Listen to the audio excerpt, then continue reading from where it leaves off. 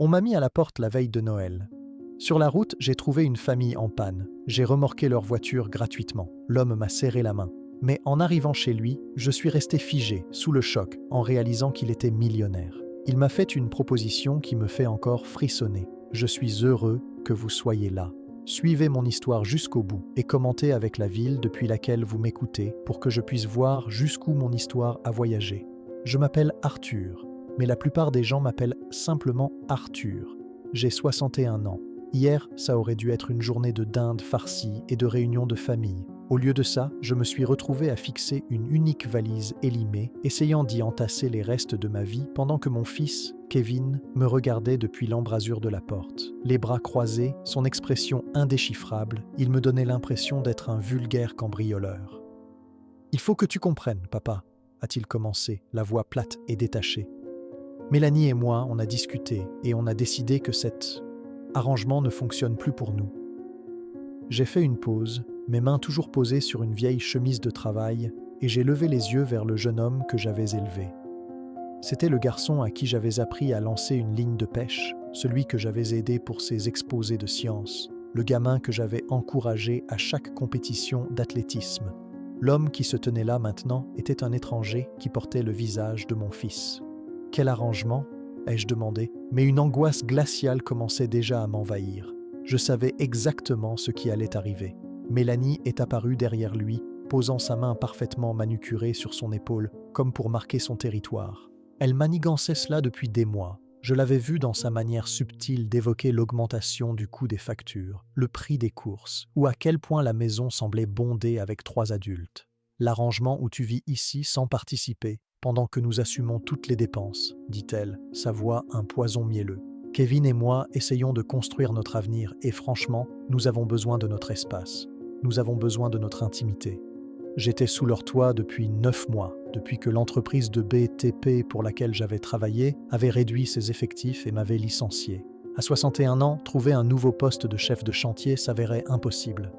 Personne ne voulait embaucher un type plus âgé, avec un dos abîmé et des mains qui tremblaient légèrement après une longue journée. Je leur avais donné ce que je pouvais de mes économies qui fondèrent, j'achetais des provisions quand je le pouvais, j'avais réparé leurs robinets qui fuyaient, rebouché les trous dans le placo, déblayé l'allée après chaque chute de neige. Je pensais sincèrement mériter ma place. « Je cherche du travail », ai-je dit, ma voix à peine un murmure. « Tu le sais bien. » La mâchoire de Kevin se contracta. « Depuis 9 mois, papa. Ça fait 9 mois qu'on attend. » « Ce ne sont pas des excuses, mon fils. C'est difficile dehors pour quelqu'un de mon âge. »« C'est difficile pour tout le monde, » trancha sèchement Mélanie. « Mais nous autres, on n'a pas le luxe de simplement baisser les bras. » Ces mots m'ont frappé comme un coup de poing. Baisser les bras. J'avais passé 40 ans dans le bâtiment à me briser le corps pour offrir à Kevin une belle vie après que sa mère nous a quittés alors qu'il n'avait que 10 ans. J'avais renoncé à des vacances, à des voitures neuves, à mes propres rêves simples pour qu'il ait tout ce dont il avait besoin. Et maintenant, au plus bas, on m'accusait de baisser les bras. « Je vois », dis-je, la voix creuse. Pendant une seconde fugace, j'ai vu une lueur du garçon que j'aimais dans les yeux de Kevin alors qu'il se sentait mal à l'aise. Mais Mélanie a juste serré son épaule et la lueur a disparu, éteinte. « On a déjà vidé la chambre d'amis », annonça-t-elle. « Tes affaires sont emballées et prêtes. » Ils avaient fouillé dans mes affaires personnelles pendant que j'étais sorti pour remplir des candidatures. La violation de cette intimité me semblait pire encore que d'être mise à la porte. J'ai marché, hébété, jusqu'à la chambre d'amis. Mes 61 années entières avaient été condensées dans une valise et quelques cartons. 35 ans de mariage avec la mère de Kevin. 21 ans à élever un garçon tout seul. Tout tenait dans 3 contenants. J'ai soulevé la valise. Elle semblait plus lourde qu'elle n'aurait dû, non pas à cause de son contenu, mais à cause du poids de ce qu'elle symbolisait, la fin de tout ce que je pensais savoir sur la famille et la loyauté. « Où suis-je censé aller ?» ai-je demandé, la question flottant dans l'air stérile. « Tu trouveras bien quelque chose » dit Kevin, finalement incapable de croiser mon regard. « Tu t'en sors toujours ?» Non, j'avais envie de crier. Je ne m'en sors pas toujours. Je suis fatigué, j'ai peur. Et je n'ai nulle part où aller. Mais la fierté est une chose tenace, et parfois c'est tout ce qu'il reste à un homme. Alors, j'ai juste hoché la tête, et je me suis dirigé vers la porte d'entrée. L'air glacial de décembre a transpercé ma veste fine, alors que je chargeais ma vie à l'arrière de mon vieux pick-up de 19 ans. Le moteur a protesté avec une toux et un crachotement avant de finalement démarrer. Je suis resté assis là un long moment à regarder la maison pour laquelle j'avais aidé Kevin à obtenir l'apport. La maison où j'avais rêvé de jouer un jour avec des petits-enfants que je savais maintenant que je n'aurais jamais. À travers la fenêtre du salon, je pouvais voir Kevin et Mélanie me regarder. Ils n'avaient pas l'air tristes ou en conflit. Ils avaient l'air soulagés. J'ai passé la première et je me suis éloigné du trottoir. Dans mon rétroviseur, je les ai vus fermer la porte. Puis la lumière du porche s'est éteinte, plongeant la maison dans l'obscurité. Le symbolisme ne m'a pas échappé. Les routes étaient calmes alors que je conduisais sans destination, traversant des quartiers parés de la lueur chaude et dorée des décorations de Noël. Des familles se réunissaient, partagèrent des repas, reconnaissantes les unes envers les autres. J'avais toujours imaginé que Kevin et moi aurions d'innombrables autres réveillons, que je transmettrais les histoires de ma famille à ses enfants. Au lieu de cela, j'étais à la dérive dans le froid et l'obscurité, avec tout ce que je possédais qui brinque-ballait à l'arrière d'un camion qui était à bout de souffle. J'ai trouvé un routier ouvert 24 heures sur 24 en périphérie de la ville et j'ai commandé un café que je pouvais à peine me permettre. La serveuse, une femme de mon âge avec des rides de fatigue autour des yeux mais un sourire aimable, n'a pas posé de questions. Elle a juste gardé ma tasse pleine et m'a laissé tranquille. Mon téléphone était posé sur la table, sombre et silencieux. Kevin avait mon numéro, mais je savais qu'il ne sonnerait pas. Assis là, à remuer mon café, j'ai essayé de déterminer où tout avait mal tourné. Étais-je un trop lourd fardeau? Avais-je manqué les signes que ma présence était mal vue? Ou mon fils était-il simplement devenu un homme que je ne reconnaissais plus, façonné par une femme qui ne me voyait que comme un obstacle? Au final, peu importait. Tout ce qui comptait, c'était la suite. Et pour la première fois de ma vie d'adulte, je n'avais aucune réponse. La chaleur du restaurant ne parvenait pas à chasser le froid qui s'était installé au plus profond de mes os. J'étais seul d'une manière que je n'avais jamais connue auparavant. Même après le départ de la mère de Kevin, j'avais eu un but: élever mon fils, lui montrer ce que signifiait être un homme bien. Maintenant, j'avais l'impression que tout cela n'avait servi à rien. J'ai payé le café et je suis retourné à mon camion. Le moteur a démarré à la 4e tentative. J'ai repris l'autoroute déserte, conduisant nulle part en particulier, portant le poids de toute une vie d'amour qui apparemment n'avait pas suffi. J'étais sur la route depuis environ 3 heures quand j'ai vu les feux de détresse. La neige avait commencé par un léger poudroiement vers minuit, mais à 2 heures du matin, c'était une véritable tempête, rendant les routes dangereuses. J'étais quelque part sur l'A10, au sud-ouest de Paris, le chauffage de mon camion luttant en vain contre le givre sur le pare-brise, quand une paire de feux de détresse a percé la neige tourbillonnante. Une famille était blottie à côté d'un SUV sombre et élégant sur la bande d'arrêt d'urgence. De la vapeur s'échappait de sous le capot, et je pouvais voir l'homme essayer de faire signe aux voitures qui passaient, ses gestes devenant de plus en plus désespérés à chaque véhicule qui filait, indifférent. Derrière lui, une femme était au volant, avec ce qui semblait être 2 jeunes enfants à l'arrière. Mon premier réflexe a été de continuer ma route. J'avais ma propre crise à gérer. J'étais sans abri, mon compte en banque était presque vide, et mon camion semblait pouvoir lâcher à tout moment. La dernière chose dont j'avais besoin était de m'embarrasser des problèmes de quelqu'un d'autre. Mais je ne pouvais pas le faire. C'était peut-être l'abattement dans les épaules de l'homme alors qu'une autre voiture l'ignorait. C'était peut-être la pensée de ses enfants qui avaient de plus en plus froid chaque minute. Ou peut-être que c'était simplement que je savais exactement ce que ça faisait d'être laissé pour compte, d'être invisible quand on a désespérément besoin que quelqu'un vous voie. Je me suis garé, mes propres feux de détresse se joignant au clignotement frénétique dans l'obscurité neigeuse. L'homme s'est approché prudemment de mon camion alors que je sortais. Il était plus jeune que Kevin, probablement dans la mi-trentaine, avec des cheveux sombres et des yeux intelligents qui trahissaient un mélange de soulagement et d'épuisement. Un homme prudent, attentif sur une autoroute sombre. « Merci de vous être arrêté », dit-il, son souffle formant un nuage dans l'air glacial. « Je suis Julien. Voici ma femme, Clara, et nos filles dans la voiture. »« Arthur », ai-je répondu en serrant la main qu'il me tendait. Sa poignée était ferme, celle d'un travailleur. « Quel est le problème ?»« Le radiateur, je pense. Il a commencé à surchauffer il y a une 30aine de kilomètres, et maintenant il ne démarre plus du tout, a-t-il expliqué, faisant un geste impuissant vers le SUV. J'ai appelé une dépanneuse, mais avec ce temps, ils ont dit que ça pourrait prendre 4 heures, peut-être plus. Je me suis approché et j'ai jeté un œil sous le capot. Le moteur crépitait encore. et l'odeur écœurante de liquide de refroidissement flottait dans l'air. Une durite percée, très probablement. 4 heures dans ce froid avec 2 petites filles, ce n'était pas juste un inconvénient, c'était dangereux. « Où allez-vous » ai-je demandé.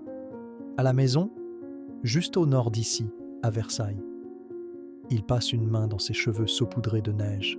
« Je sais que c'est beaucoup demandé, mais pourriez-vous nous remorquer ? Je vous paierai ce que vous jugerez juste. » J'ai regardé son visage, illuminé par les feux clignotants. Il y avait une sincérité qui me rappelait moi-même à cet âge, à l'époque où Kevin était petit et où chaque problème semblait être la fin du monde. Cet homme essayait juste de ramener sa famille en sécurité à la maison. « Je n'ai pas de matériel de remorquage professionnel, » ai-je dit. « Juste quelques sangles robustes à l'arrière. Ce n'est pas l'idéal, mais si vous êtes prêt à tenter le coup. » Le soulagement se peignit sur son visage. « Oui, absolument. Combien je vous dois ?» J'ai pensé à mon compte en banque, aux 86 € dans mon portefeuille, et à l'incertitude terrifiante de l'endroit où j'allais dormir. Un remorquage comme celui-ci pourrait me rapporter quelques centaines d'euros, facilement. « Ne vous en faites pas pour ça, » m'entendis-je dire. Julien cligna des yeux. « Pardon ? C'est gratuit, » ai-je répété en me dirigeant déjà vers mon camion pour prendre les sangles. « Ramenons simplement votre famille à la maison. » Il me dévisagea comme si une deuxième tête m'avait poussé. « Monsieur, je ne peux pas vous laisser faire ça gratuitement.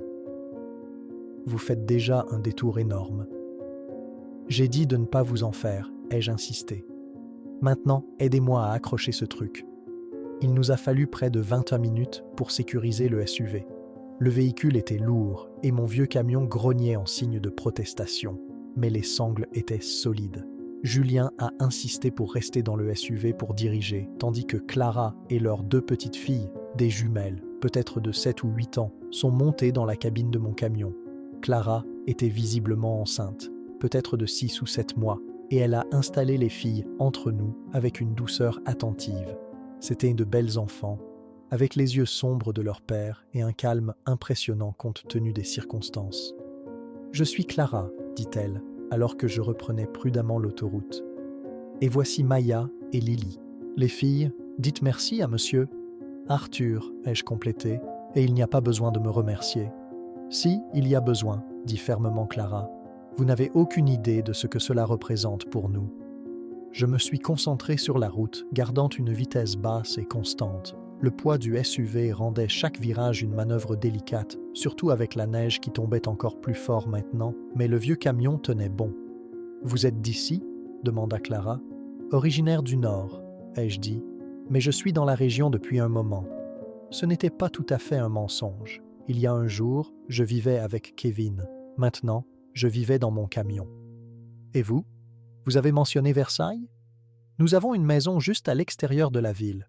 Julien y a grandi et nous y sommes retournés il y a environ 5 ans quand son entreprise a vraiment décollé. » Elle fit une pause. « Il est dans le capital investissement, principalement des investissements dans la tech. » J'ai hoché la tête, me concentrant sur une plaque de verglas.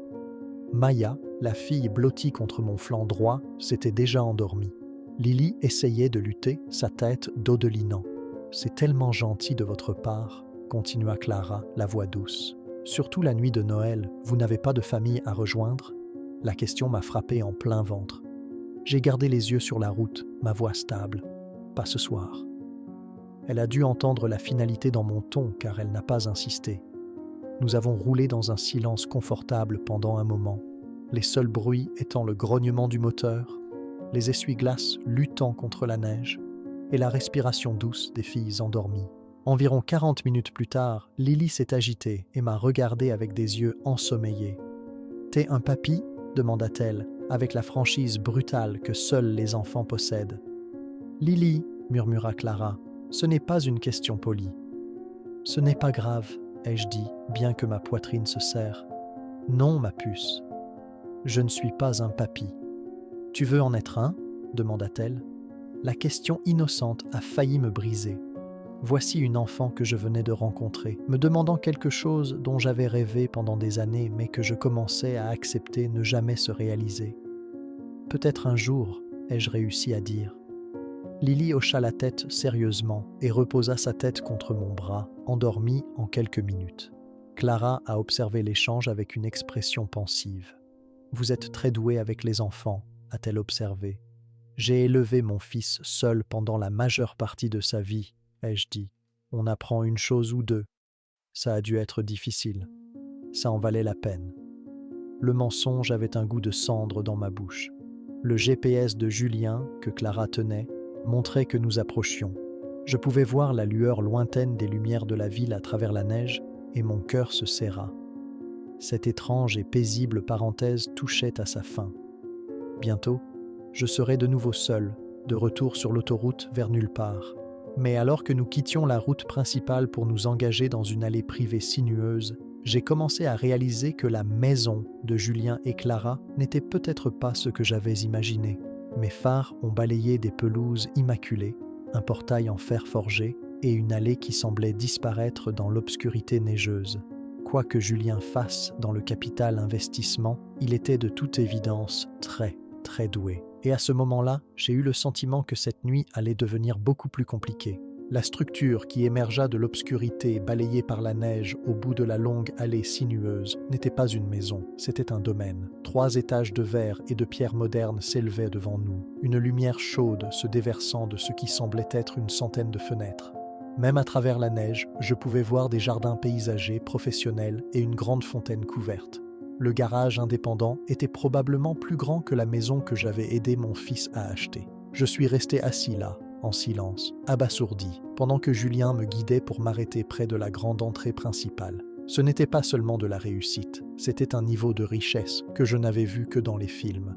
Clara sembla sentir mon étonnement et me fit un petit sourire d'excuse. « Je sais que c'est un peu démesuré », dit-elle doucement, en faisant attention de ne pas réveiller les filles. Julien a travaillé incroyablement dur pour en arriver là. Avant même que nous puissions sortir du camion, la porte d'entrée massive s'ouvrit et une femme d'une 50aine d'années, aux cheveux grisonnants et aux yeux bienveillants, se précipita dans la neige, serrant une épaisse robe de chambre autour de son pyjama. « Dieu merci, vous êtes en sécurité !» s'écria-t-elle, se hâtant d'aider Clara à descendre du camion. Quand Julien a appelé pour dire que la voiture était en panne, j'étais morte d'inquiétude. « Nous allons bien, Maria », l'assura Clara. « Voici Arthur. Il nous a remorqués jusqu'à la maison. » Maria se tourna vers moi, les yeux remplis de larmes sincères. « Que Dieu vous bénisse, » dit-elle simplement. « Que Dieu vous bénisse de les avoir ramenés. » Julien était déjà en train de détacher les sangles de remorquage et je me suis avancé pour l'aider, reconnaissant d'avoir quelque chose à faire. L'échelle même de l'endroit, la maison, le terrain, la richesse palpable me faisaient me sentir de plus en plus petit et déplacé à chaque seconde qui passait. « Arthur, » dit Julien alors que nous enroulions les sangles, « je ne pourrai jamais assez vous remercier. S'il vous plaît, entrez, vous allez mourir de froid ici. » « Je devrais y aller, » marmonnai-je, même si la pensée de remonter dans mon camion glacial me faisait mal aux os. « Vous avez votre famille dont vous devez vous occuper. »« Absolument pas, » dit fermement Clara, nous ayant entendus. « Il est presque 4 heures du matin, vous avez conduit dans un blizzard et vous venez de nous sauver. Le moins que nous puissions faire est de vous offrir une boisson chaude et un endroit chaud pour vous reposer un peu. » Je voulais dire non. Tout dans cet endroit criait que je n'y avais pas ma place. Mais alors les jumelles commencèrent à s'agiter, regardant autour d'elles avec une confusion ensommeillée. Lily m'aperçut et son visage s'illumina d'un sourire. « Arthur, » dit-elle, soudainement bien réveillée, « tu viens à l'intérieur ?» Et juste comme ça, toute ma résistance s'est évaporée. L'intérieur de la maison était encore plus époustouflant que l'extérieur. Des sols en marbre poli brillaient sous des luminaires modernes, et un escalier flottant spectaculaire montait en spirale jusqu'au 2e étage. Les murs étaient ornés de ce qui semblait être de l'art moderne original et des tapis épais et moelleux qui coûtaient probablement plus cher que mon camion étaient dispersés sur les sols. Maria, que j'ai compris être leur gouvernante et nounou à domicile, s'affairait déjà, préparant du chocolat chaud pour les filles et du café pour les adultes. Les jumelles étaient maintenant complètement réveillées et bavardaient sur leur grande aventure, me traitant comme une sorte de héros populaire pour le trajet en camion. « Les filles, allez avec Maria mettre vos pyjamas, » dit doucement Clara. « Il est bien trop tard pour vous. »« Mais on veut rester avec Arthur, » protesta Maya. Arthur sera encore là demain matin, dit Julien, puis il me regarda d'un air interrogateur. N'est-ce pas? Je veux dire, j'espère vraiment que vous resterez pour la nuit. Il est beaucoup trop tard et la tempête est trop forte pour que vous conduisiez. J'ai ouvert la bouche pour décliner poliment, mais les mots ne sont pas venus. Où irais-je de toute façon? Retourner au routier? Sur le parking d'une aire de repos? La vérité, c'est que je n'avais nulle part d'autre où aller sur cette terre. Si ça ne dérange pas, dis-je doucement. Pas de problème du tout, dit chaleureusement Clara. Nous avons bien plus de place qu'il n'en faut. Alors que Maria emmenait les filles à l'étage, Julien me fit signe de le suivre dans ce qui ressemblait à une bibliothèque. Des étagères du sol au plafond flanquaient une immense cheminée où un feu crépitait déjà. Il versa 2 verres d'un liquide ambré qui sentait très cher et m'entendit un « Ô bon samaritain », dit-il en levant son verre. Nous bûmes en silence un instant, le whisky propageant une chaleur bienvenue dans ma poitrine. Finalement, Julien parla. « Puis-je vous demander quelque chose, Arthur ?» J'ai hoché la tête. « Pourquoi vous êtes-vous arrêté pour nous? Et pourquoi n'avez-vous pas voulu que je vous paie ?» J'ai fixé les flammes, réfléchissant à la façon de répondre. « Parce que je sais ce que c'est d'être en panne, » dis-je enfin, d'avoir besoin d'un coup de main et de voir les gens passer sans s'arrêter. Julien étudia mon visage attentivement. « On dirait que vous parlez d'expérience. Il y a moins de 24 heures, mon fils m'a mis à la porte de chez lui, m'entendis-je dire. Le whisky m'avait certainement délié la langue, mais il y avait aussi quelque chose chez Julien qui me mettait en confiance, qui invitait à l'honnêteté. Il m'a dit que j'étais un fardeau. Il m'a donné 1 heure pour faire mes bagages et partir. L'expression de Julien se durcit. « Votre propre fils ?» Sa femme travaille sur lui depuis des mois. J'ai perdu mon emploi au printemps. Je n'ai pas pu en trouver un autre. Ils m'ont laissé rester avec eux, mais... J'ai haussé les épaules, le mouvement semblant lourd et fatigué. Je suppose qu'il y a une limite à la charité, même quand c'est la famille. Quel âge avez-vous ? 61 ans. Julien resta silencieux un long moment. Puis, il fit quelque chose d'inattendu. Il se dirigea vers une étagère et prit une photographie encadrée d'argent. Il la regarda quelques secondes avant de me l'apporter.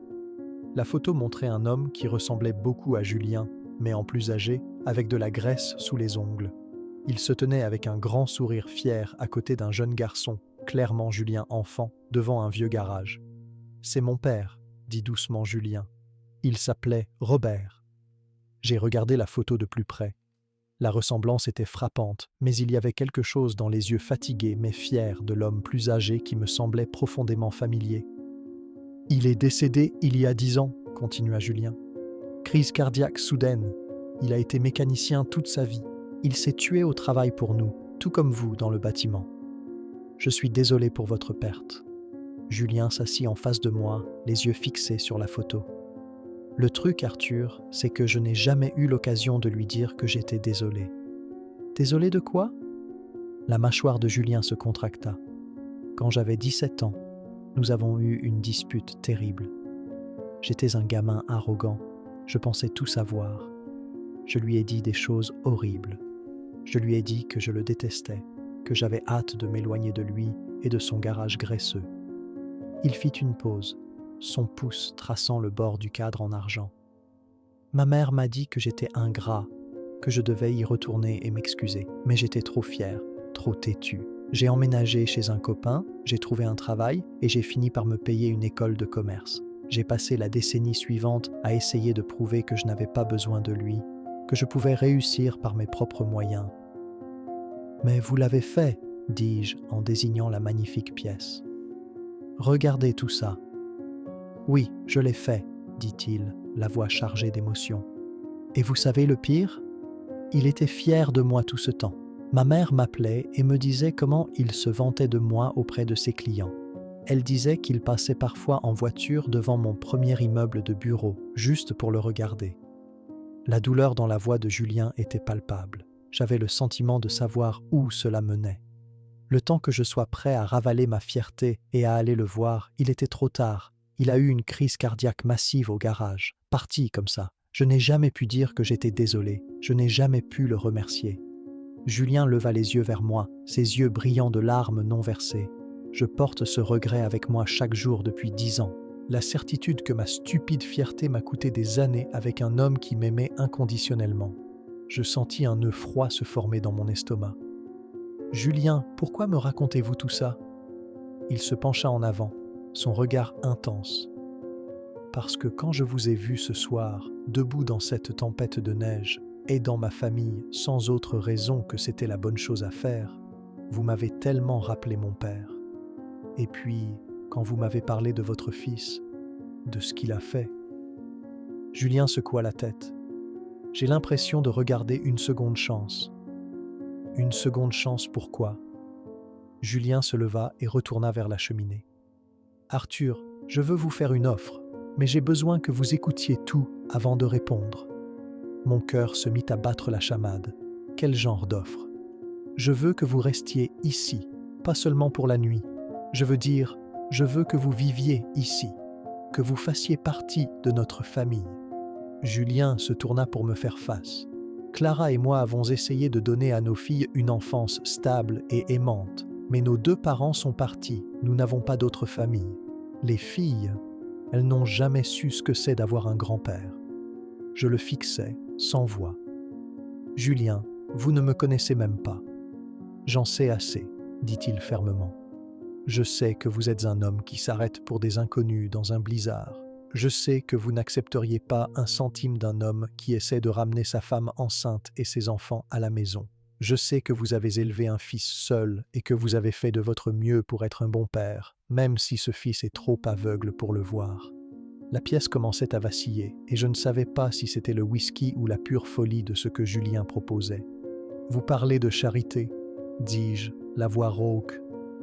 Je ne peux pas être un cas de charité. Ce n'est pas de la charité, Arthur. C'est une question de famille. Il s'agit pour moi d'avoir une chance d'honorer mon père d'une manière que je n'ai jamais pu. Il s'agit pour vous d'avoir la famille que vous méritez. Clara et moi avons plus d'argent que nous n'en aurons jamais besoin. Mais nous ne pouvons pas acheter les choses qui comptent vraiment. Nous ne pouvons pas acheter la sagesse ou l'expérience ou le genre d'amour inconditionnel qu'un grand-père fournit. Je me levai brusquement, le verre de whisky tremblant dans ma main. C'était trop vite. J'avais l'impression de rêver. J'ai besoin d'air, balbutiai-je. Julien hocha la tête, son expression compréhensive. La chambre d'amis est à l'étage, 2e porte à droite. Juste, réfléchissez-y, Arthur. S'il vous plaît, pensez à ce que cela pourrait signifier pour nous tous. Alors que je montais cet incroyable escalier flottant vers une chambre d'amis plus grande et plus luxueuse que n'importe quel endroit que j'avais jamais appelé chez moi, je ne pouvais pas me défaire du sentiment que toute ma vie venait de prendre un chemin que je n'aurais jamais pu prédire. Je n'ai pas dormi de la nuit. J'étais allongé dans un lit qui semblait aussi grand que tout mon ancien appartement, fixant le haut plafond et essayant de digérer l'offre stupéfiante de Julien. La chambre d'amis était un parangon de luxe discret, avec chaque détail parfaitement choisi et impeccablement réalisé. À travers l'immense fenêtre, je pouvais voir que la neige avait enfin cessé de tomber, recouvrant les vastes terres d'un manteau blanc immaculé. Au bout du couloir, une famille dormait, et j'étais l'étranger qui s'était inexplicablement écrasé dans leur monde parfait. Un léger coup à la porte me fit sursauter. « Entrez !» dis-je, supposant que c'était Julien, mais ce fut Clara qui entra, portant une tasse fumante. Elle portait une robe de chambre en soie sur son pyjama, son ventre de femme enceinte formant une courbe douce sous le tissu. « Je vous ai apporté une tisane, dit-elle, sa voix un doux murmure alors qu'elle posait la tasse sur la table de chevet. De la camomille, c'est censé aider à se détendre.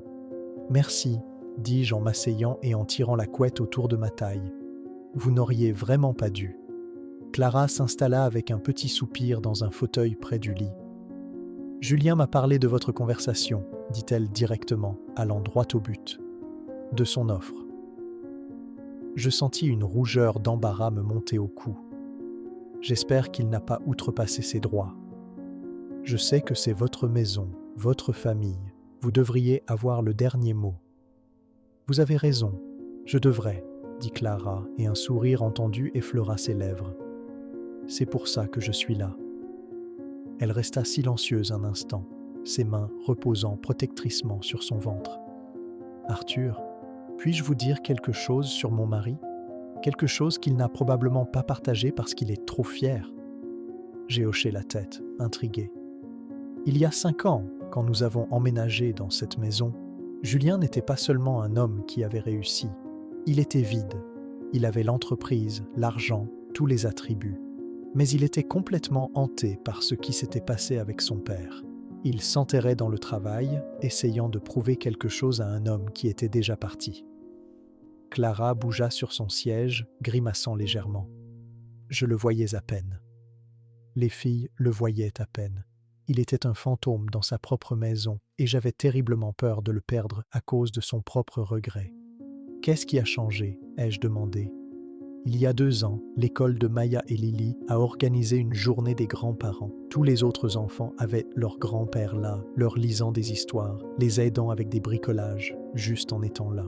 Nos filles se sont assises toutes seules et j'ai vu le cœur de Julien se briser en direct. « Cette nuit-là, dit-elle, la voix brisée, il a pleuré pour la première fois depuis que je le connaissais. Il m'a dit qu'il comprenait enfin ce qu'il avait vraiment perdu, pas seulement son père, mais la chance d'être le genre de père aimant et présent que son propre père avait essayé d'être. Il m'a promis qu'il briserait le cycle, qu'il s'assurerait que nos enfants ne ressentiraient jamais le genre d'abandon qu'il avait porté toute sa vie. On dirait qu'il a été un bon père depuis, ai-je observé. Il l'a été, a-t-elle confirmé. Mais vous devez comprendre, Arthur, Julien voit des schémas. C'est ce qui fait de lui un génie dans son domaine. Et quand il vous a rencontré ce soir, quand il a entendu votre histoire, il n'a pas seulement vu un homme dans le besoin, il a vu une chance de guérir quelque chose qui était brisé en vous deux. J'ai pris une gorgée de la tisane. Elle était parfaite. Clara, j'apprécie tout ce que vous dites, mais tout cela se passe si vite. Vous ne savez rien de moi. Pour ce que vous en savez, je pourrais être dangereux, un escroc. Clara laissa échapper un rire doux et chaleureux. Pensez-vous vraiment que nous sommes si naïfs, Arthur ? Pensez-vous que Julien a bâti cette vie en étant un mauvais juge de caractère ? Je ne comprends pas. Pendant que vous et Julien parliez, j'ai passé quelques coups de fil.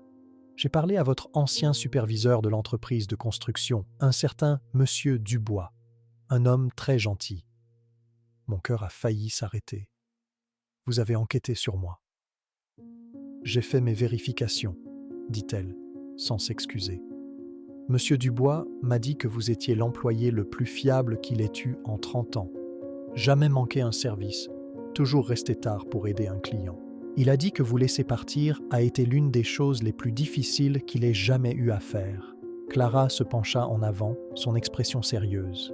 Il m'a aussi parlé de la fois où vous avez utilisé votre propre argent pour acheter des matériaux et réparer la rampe d'une femme âgée parce qu'elle n'en avait pas les moyens, et comment vous avez encadré tous les jeunes de votre équipe. Je me sentis complètement mise à nu, comme si elle pouvait voir à travers moi. C'était juste de petites choses. Les petites choses forgent le caractère d'un homme, affirma fermement Clara. J'ai aussi parlé à la gérante de l'immeuble où vous viviez, avant d'emménager chez votre fils. Une Madame Lefebvre ? Elle a dit que vous étiez le meilleur locataire qu'elle ait jamais eu. Vous payiez toujours votre loyer 1 semaine à l'avance. Vous aidiez toujours les autres résidents avec les réparations. Vous déblayiez les allées pour les personnes âgées. La pièce sembla soudainement très chaude. Pourquoi me dites-vous tout ça ? Parce que je veux que vous compreniez que ce n'est pas un caprice. Julien et moi sommes restés éveillés pendant 2 heures après que vous soyez montés. Nous cherchions quelqu'un comme vous depuis des années sans même le savoir. Clara se leva lentement, une main sur le bas de son dos. Arthur, nous allons bientôt avoir notre 3e enfant. Maya et Lily sont à un âge où elles recherchent la stabilité et les conseils. Et Julien, il a besoin de donner l'amour qu'il n'a jamais pu donner à son propre père. Et qu'en est-il de ce dont j'ai besoin ? Ai-je demandé, les mots sortant plus bas que je ne l'avais prévu. Clara sourit, un sourire brillant et radieux. « De quoi avez-vous besoin, Arthur ?» La question m'a frappé avec la force d'un coup. De quoi avais-je besoin ? Pendant des mois, je n'avais pensé qu'à ce que j'avais perdu, mon travail, ma maison, l'amour de mon fils. J'étais bloqué en mode survie. J'ai besoin de compter, m'entendis-je dire, la vérité brute et indéniable. J'ai besoin de sentir que ma vie a encore un but. Et qu'est-ce qui vous donnerait ce but ? J'ai pensé aux jumelles, comment elles s'étaient endormies contre moi dans le camion. J'ai pensé à Lily me demandant si je voulais être un grand-père. J'ai pensé à la douleur de Julien et à la force tranquille de Clara. Être utile, dis-je finalement. Pas comme un projet, mais comme un membre d'une famille. Clara se dirigea vers la fenêtre et regarda la neige. Julien a un fonds en fiducie pour chacune des filles, pour l'université et tout ce dont elles auront besoin. Mais tout l'argent du monde ne peut pas leur apprendre ce que vous pouvez. Il ne peut pas leur apprendre la résilience, ou le travail acharné, ou leur donner l'amour inconditionnel d'un grand-père. Elle se tourna vers moi. Nous ne vous offrons pas la charité, Arthur. Nous vous offrons un poste, une chance d'être le grand-père que nos enfants méritent et la figure paternelle dont Julien a si désespérément besoin pour guérir. « Et qu'est-ce que vous y gagnez ?» ai-je demandé. Son sourire était plein de chaleur. La tranquillité d'esprit. Savoir que lorsque ce bébé arrivera, j'aurai une paire de mains compétentes supplémentaires de quelqu'un qui a réellement élevé un enfant. Savoir que mon mari ne portera plus seul le poids de son regret. Et savoir que mes enfants grandiront en comprenant ce que signifie vraiment la famille. Un silence confortable s'installa entre nous. Dehors, la première lueur de l'aube colorait le ciel à l'est. « Il y a encore une chose, » dit doucement Clara. « Quelque chose que Julien n'a pas mentionné parce qu'il ne voulait pas que cela influence votre décision. Qu'est-ce que c'est ?» Son partenaire en affaires cherche un nouveau gérant immobilier pour leur portefeuille commercial. Ce n'est pas glamour, superviser les réparations, s'occuper des locataires, mais c'est un emploi stable avec un bon salaire et une couverture sociale complète. Cela vous donnerait votre propre indépendance financière. Ma gorge se serra. Pourquoi ferait-il ça ? Parce que la famille prend soin les uns des autres, dit-elle simplement. Et parce qu'un homme a besoin de se sentir utile, il a besoin de contribuer. Julien comprend cela. Clara se dirigea vers la porte puis s'arrêta. « Arthur, je veux que vous sachiez que si vous décidez que ce n'est pas pour vous, nous comprendrons parfaitement. Julien vous aidera quand même à trouver un appartement, à vous remettre sur pied, sans condition. Mais si vous restez... » Sa voix s'éteignit et je vis des larmes monter à ses yeux. « Si vous restez, vous donnerez à cette famille la seule chose qui nous manquait, sans même que nous le sachions. Et peut-être, juste peut-être, vous découvrirez que la maison que vous pensiez avoir perdue vous attendait simplement ailleurs. » Après son départ, je suis resté assis dans ce fauteuil et j'ai regardé le lever du soleil. Dans quelques heures, les jumelles se réveilleraient et viendraient me chercher. Julien serait dans la cuisine, en train de faire des crêpes. Pour la première fois depuis des mois, je pouvais imaginer un avenir qui n'impliquait pas de dormir dans mon camion. Je pouvais me voir aider Maya avec son exposé d'histoire, apprendre à Lily à faire un nœud correct, tenir le nouveau bébé de Clara. Mais plus que tout, je pouvais me voir compter à nouveau. La décision, je l'ai réalisée, avait déjà été prise au moment où je me suis arrêté sur cette autoroute enneigée. Tout ce que j'avais à faire maintenant, c'était de trouver le courage d'accepter ce qu'ils offraient. Pas seulement une maison, mais une famille qui voulait vraiment de moi. Je vivais avec la famille de Julien et Clara depuis 2 mois quand Kevin m'a retrouvé. 2 mois de café matinal avec Julien, d'aide à Maya pour ses tables de multiplication, d'apprentissage à Lily de la construction d'un nichoir, 2 mois à sentir la rouille de l'inutilité s'effacer, à me réveiller avec un sentiment de but au lieu d'un sentiment d'effroi. Le poste de gérant immobilier s'était matérialisé exactement comme Clara l'avait décrit, et c'était parfait. Je supervisais quelques immeubles de bureaux et un petit centre commercial, un travail qui gardait mon esprit vif et mes mains occupées. Je payais ma part, je contribuais et c'était incroyable. J'étais dans le hall d'un des immeubles de bureaux, en train de remplacer un ballast défectueux dans un luminaire quand mon téléphone a sonné. C'était un numéro inconnu, mais quelque chose m'a dit de répondre. « Papa ?» Mon cœur se serra. C'était la voix de Kevin, mais elle semblait faible et incertaine, d'une manière que je n'avais pas entendue depuis son adolescence. « Kevin !» J'ai posé mes outils et je suis sorti dans le froid. « Comment as-tu eu ce numéro ?» Ça n'a pas été facile, j'ai dû appeler un peu partout. Monsieur Dubois de l'ancienne entreprise me l'a finalement donné. J'ai attendu en silence.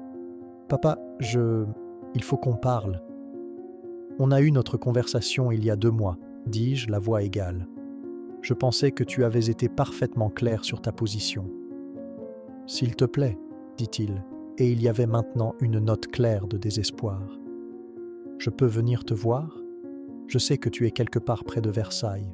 Je peux monter ce week-end. » Chaque fibre de mon être voulait raccrocher, Mais c'était toujours mon fils, et malgré tout, je ne pouvais pas éteindre la faible lueur d'espoir que peut-être, juste peut-être, il comprenait la gravité de ce qu'il avait fait.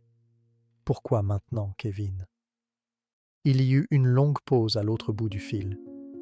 Parce que tu me manques, dit-il doucement. Parce que Mélanie et moi, on pense qu'on a peut-être été trop durs. J'ai fermé les yeux. Je savais que ce n'était pas la vérité. Qu'est-ce qui s'est passé? Rien ne s'est passé. On veut arranger les choses. C'était un mensonge. Je pouvais l'entendre dans sa voix, de la même manière que lorsque, à 15 ans, il essayait de se défiler d'une punition. Mais contre mon meilleur jugement, je me suis entendu dire « Je t'enverrai l'adresse par texto. Viens dimanche après-midi. » J'ai passé les jours suivants dans un état d'anxiété silencieuse. Julien et Clara pouvaient en voir que quelque chose n'allait pas, bien que je leur ai seulement dit que mon fils avait appelé. Les jumelles, cependant, étaient ravies. « Il est gentil comme toi, papy Arthur ?» demanda Maya au petit déjeuner le samedi. Les filles avaient commencé à m'appeler comme ça après quelques semaines et j'avais depuis longtemps cessé de les corriger. « Il est compliqué, ma puce », fut le mieux que je pus offrir. Le dimanche arriva, couvert et froid. J'arpentais le grand salon quand la voiture de Kevin s'est finalement engagée dans la longue allée.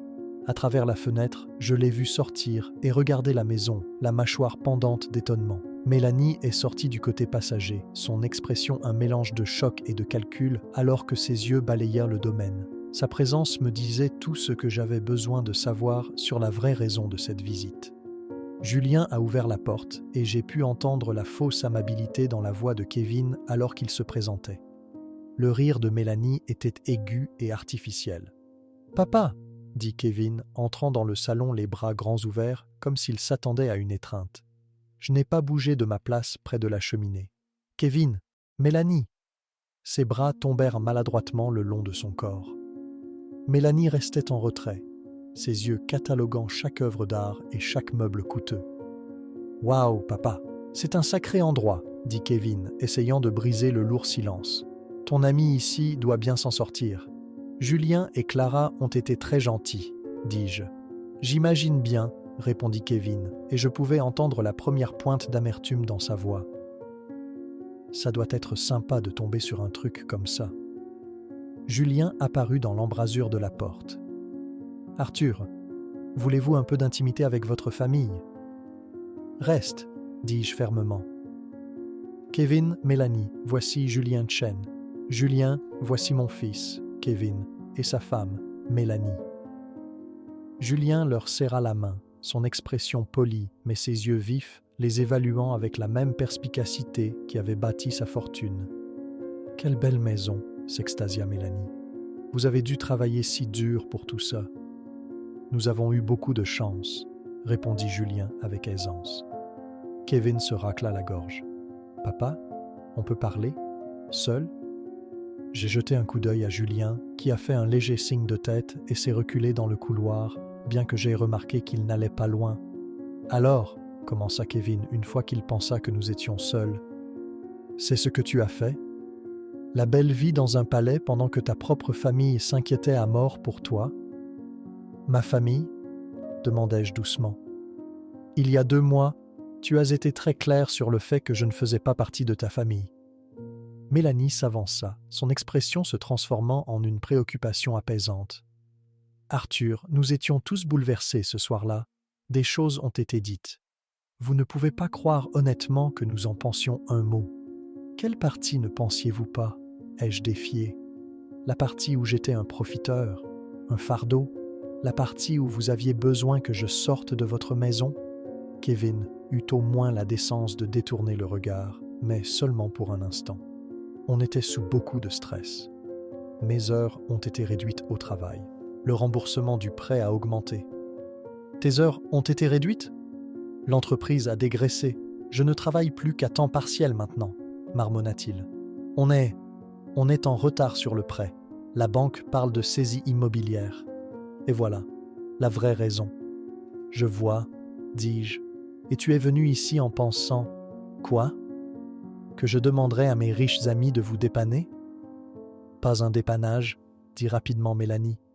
On s'est juste dit que, tu sais, tu pourrais glisser un mot. Vous voulez que je demande de l'argent à Julien? Pas pour nous, dit Kevin, incroyablement. Pour toi. Je veux dire, tu vis ici, tu dois avoir une certaine influence. Il voudrait aider la famille de son ami, non? Je fixais mon fils, cet homme que j'avais tant essayé d'élever avec intégrité. Kevin, est-ce que tu t'entends seulement? J'entends un fils qui essaie de sauver sa maison, rétorqua-t-il. J'entends un homme prêt à ravaler sa fierté pour les gens qu'il aime, les gens que tu aimes.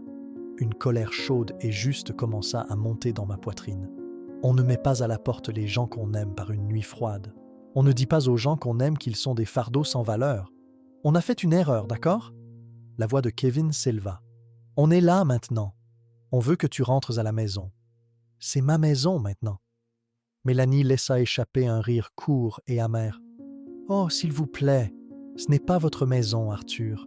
Vous êtes leur projet de compagnie, un cas de charité. Pensez-vous vraiment que ces gens vous voient comme de la famille? Avant que je puisse répondre, une petite voix s'éleva du grand escalier. Papy Arthur, est-ce que tout va bien? Kevin et Mélanie se retournèrent brusquement. Je vis le visage de Kevin se vider de sa couleur alors qu'il réalisait ce que la petite fille venait de m'appeler. Maya se tenait là, dans l'embrasure, les cheveux en couette, avec Lily juste derrière elle, tenant un dessin. « On t'a fait un dessin », annonça Lily en brandissant une feuille de papier. Elle montrait un groupe de bonshommes allumettes devant une grande maison. Julien, Clara, les jumelles, et juste au milieu, une silhouette aux cheveux gris avec « Papy Arthur » écrite au-dessus. Le silence dans la pièce était absolu. « Les filles, dis-je doucement, voici Kevin et Mélanie. Pouvez-vous nous donner juste quelques minutes de plus ?» Maya regarda Kevin avec l'examen sans filtre d'un enfant. « Tu ne ressembles pas à Papy Arthur, déclara-t-elle. « Je suis son fils, dit Kevin sèchement. « Oh !» Le visage de Maya s'illumina. « Alors tu es notre oncle. Tu vas vivre ici aussi? On a plein de chambres en plus. » Je vis le muscle de la mâchoire de Kevin tressaillir. « Non, nous avons notre propre maison. » « Pour l'instant, marmonna Mélanie à voix basse. Clara apparut, attirée par l'agitation. « Les filles, pourquoi n'iriez-vous pas montrer votre dessin à papa? Il est dans son bureau. » Après que les enfants se soient précipités, Clara nous regarda tous les trois, la tension dans la pièce si épaisse qu'on pouvait la goûter. « Je devrais vous laisser finir votre conversation, dit-elle. En fait, dis-je, la voix stable et claire, je pense que nous avons terminé ici. » Le visage de Kevin rougit de colère. « Papa, tu ne peux pas être sérieux. Tu choisis ces étrangers plutôt que ta propre chair et ton propre sang. Ces étrangers, dis-je doucement, ne m'ont jamais fait me sentir sans valeur. Ces étrangers ne m'ont jamais fait me demander où j'allais dormir la nuit. Ces étrangers me voient comme de la famille, pas comme un inconvénient à jeter. On a dit qu'on était désolé. Non, Kevin, tu as dit que tu avais fait une erreur. Il y a une différence. » Le masque de civilité de Mélanie se brisa enfin. « Très bien, si vous voulez jouer à la dinette avec vos amis riches, allez-y. Mais n'osez pas revenir en rampant vers nous quand ils en auront marre de leurs petits projets de charité. »« Je ne le ferai pas, dis-je simplement. » Kevin me fixa, et dans ce long et dur moment, je vis la dernière lueur de notre histoire commune mourir dans ses yeux. « Tu sais quoi, papa? Peut-être qu'on avait raison la première fois. Peut-être que tu n'es qu'un vieil égoïste qui pense que le monde lui doit quelque chose. » Chaque mot était une fléchette soigneusement visée. Il y a 2 mois, il m'aurait en paralysé. Mais maintenant, avec Clara se tenant protectricement dans l'embrasure de la porte et le son des rires des filles résonnant du couloir, ces mots semblaient creux et faibles. « Peut-être que je le suis, dis-je. Mais je préfère être un vieil égoïste qui est aimé qu'un jeune homme amer qui a jeté la seule personne qu'il ait jamais vraiment été. » Les mains de Kevin se serrèrent en poing. Pendant une seconde, j'ai cru qu'il allait me frapper. Au lieu de cela, il a tourné les talons et s'est dirigé d'un pas rageur vers la porte. « Ne nous contacte plus jamais, cracha-t-il par-dessus son épaule. « Je ne le ferai pas, ai-je répondu. Alors que leur voiture s'éloignait à toute vitesse dans l'allée, Clara est venue se tenir à côté de moi. « Est-ce que ça va ?» demanda-t-elle doucement. J'ai regardé jusqu'à ce que la voiture disparaisse, emportant mon fils hors de ma vie pour de bon. J'ai ressenti un mélange de choses, tristesse, regret, un étrange sentiment de soulagement. Mais pour la première fois depuis cette terrible nuit, je ne me sentais pas perdu. Oui, dis-je, surpris de réaliser que c'était la vérité absolue. Je crois que oui.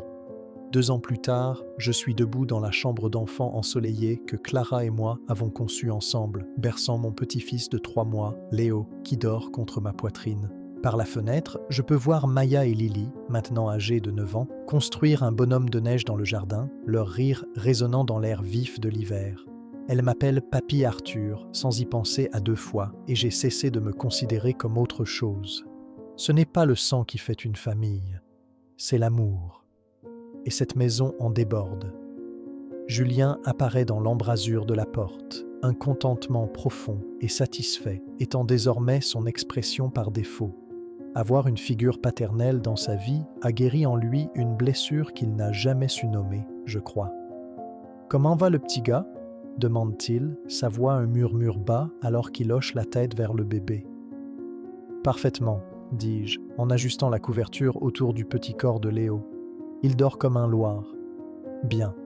Clara fait enfin une sieste. Le médecin a dit qu'elle devait se reposer.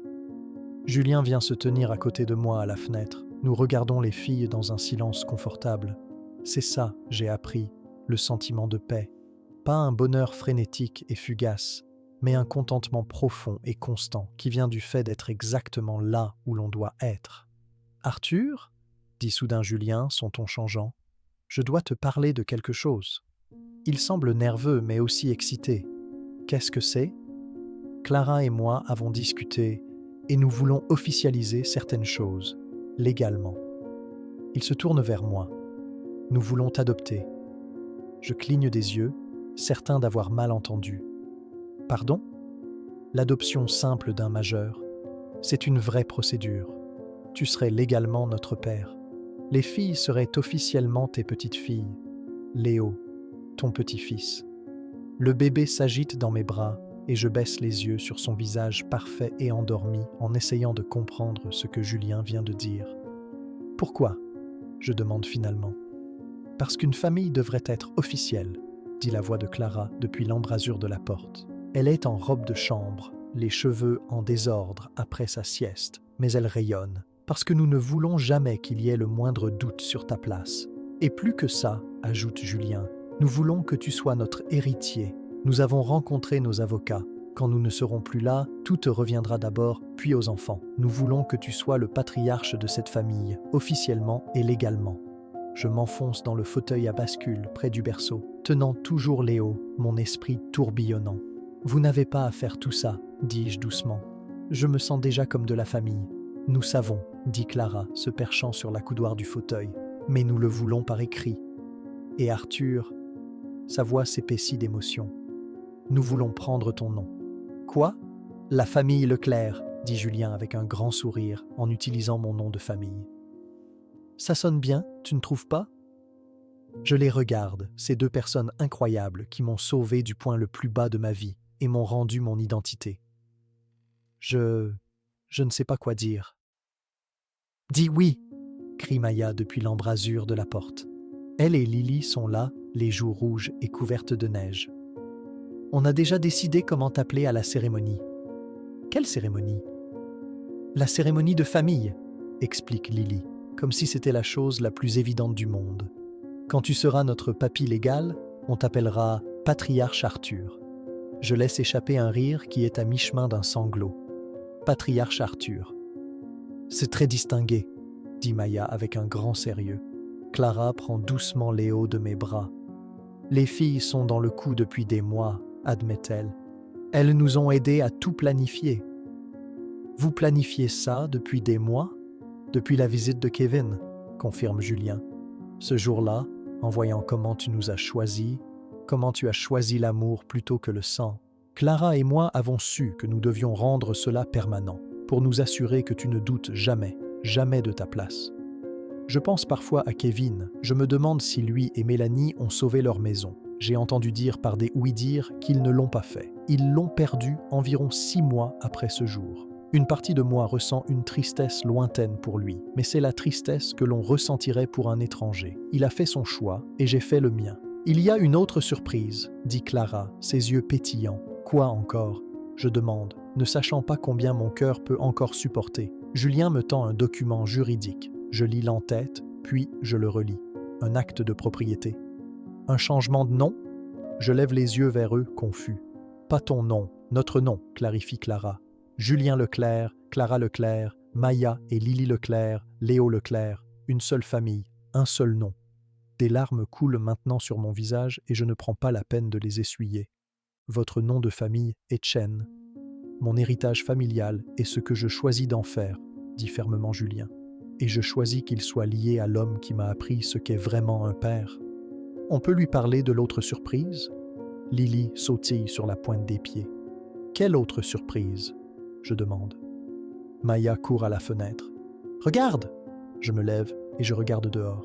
Garé dans l'allée, à côté de la Tesla de Julien et du SUV de Clara, se trouve un pick-up argenté flambant neuf avec un énorme nœud rouge sur le capot. « Joyeux jour de l'adoption, papy Arthur !» crient les filles à l'unisson. « Jour de l'adoption, le jour où on t'a eu !» explique Maya. « Il y a 2 ans demain, quand tu nous as remorqués à la maison. On s'est dit que tu avais besoin d'un vrai camion pour tous tes projets, » dit Clara en riant. « Les clés sont sur le comptoir de la cuisine, » dit Julien. « Tu veux faire un tour? On peut venir? » demande Lily. « Absolument, » dis-je, puis je fais une pause. Mais d'abord, je dois dire quelque chose. La pièce devient silencieuse. Il y a 2 ans, je pensais que ma vie était finie. J'étais inutile, un échec, et je pensais que je ne compterais plus jamais pour personne. Je les regarde chacun leur tour. Vous m'avez sauvé. Pas seulement d'être sans abri et seul, vous m'avez sauvé de la disparition, vous m'avez redonné un but, ma famille. Je prends une profonde inspiration. J'ai appris que la famille n'est pas une question de sang. C'est une question de qui est là, qui reste, qui voit la valeur en vous quand vous ne pouvez pas la voir en vous-même. Je regarde Julien. Tu as vu quelque chose chez un vieil homme brisé sur le bord de la route. Je me tourne vers Clara. Tu m'as fait confiance avec tes enfants et tu m'as fait me sentir utile. Enfin, je m'agenouille devant les filles. Et vous deux, vous m'avez montré ce que l'amour inconditionnel signifie. Maya me jette les bras autour du cou. Alors, c'est un oui pour l'adoption? Je la serre fort contre moi et j'attire Lily aussi. C'est un oui à tout. L'adoption, le changement de nom, tout. Même patriarche Arthur? Demande Lily. Surtout patriarche Arthur. L'heure qui suit est un flou heureux. Nous nous entassons tous dans le nouveau camion, les filles serrées entre nous, parlant tous en même temps alors que nous traversons la campagne francilienne. Je pense à cette nuit, il y a 2 ans, où je me suis arrêté pour aider une famille dans la neige. Je pensais juste faire une bonne action. Je n'avais aucune idée que je conduisais tout droit vers la vie que j'étais toujours censé avoir. Nous nous arrêtons dans un restaurant pour des milkshakes. Je regarde Julien aider les filles à sortir du camion et Clara ajuster la couverture du bébé et nous nous déplaçons ensemble comme si nous avions été une famille depuis toujours. Parce que nous l'avons été. Nous sommes une famille choisie, une vraie famille. Plus tard dans la soirée, après que les enfants soient au lit, je suis assis sur la terrasse arrière, regardant la propriété que j'appelle maintenant chez moi. Mon téléphone est sur la table à côté de moi. Ce chapitre est clos. J'ai appris qu'on ne peut pas forcer les gens à vous aimer, mais on peut ouvrir son cœur aux personnes qui voient votre valeur, qui vous choisissent. Et si vous avez de la chance, ils deviennent votre famille. La porte s'ouvre et Julien sort avec 2 tasses de café. « Je pensais que tu pourrais avoir froid, dit-il. Je réfléchissais, c'est tout, réponds-je. À quel point la vie est étrange. Il y a 2 ans, si quelqu'un m'avait dit que je serais ici, j'aurais dit qu'il était fou. Moi aussi, dit Julien. Si quelqu'un m'avait dit que m'arrêter sur une autoroute guérirait une partie de moi que je pensais brisée pour toujours, je ne l'aurais jamais cru. Nous restons assis dans un silence confortable, père et fils, regardant les étoiles apparaître. Julien, dis-je après un moment. Merci. Pourquoi? De m'avoir vu, de m'avoir choisi. Julien me tape sur l'épaule. Merci de t'être arrêté cette nuit-là, Arthur. Merci d'être le père dont j'avais besoin et le grand-père que mes enfants méritent. À l'intérieur, j'entends Clara fredonner une berceuse à Léo. Demain, il y aura des crêpes et des projets scolaires et des rendez-vous chez le médecin. de petits moments ordinaires qui composent une vie. Ils sont précieux parce qu'ils sont partagés. Le téléphone de Julien vibre. C'est un texto de l'avocat. Il me montre l'écran. Tout est prêt. L'audience est fixée au 15 janvier. Félicitations à la famille Leclerc. La famille Leclerc. Dans 3 semaines, ce sera officiel. Mais assise ici ce soir, entourée de la chaleur des gens qui m'ont choisi, je sais que c'est vrai depuis très très longtemps. Je suis à la maison, enfin complètement et définitivement à la maison. Maintenant, je suis curieux de vous connaître, vous qui avez écouté mon histoire. Que feriez-vous si vous étiez à ma place? Avez-vous déjà vécu quelque chose de similaire? Commentez ci-dessous et en attendant, je vous laisse sur l'écran final 2 autres histoires qui sont les favorites de la chaîne. Et elles vous surprendront certainement. Merci d'avoir regardé jusqu'ici. Fin de l'histoire.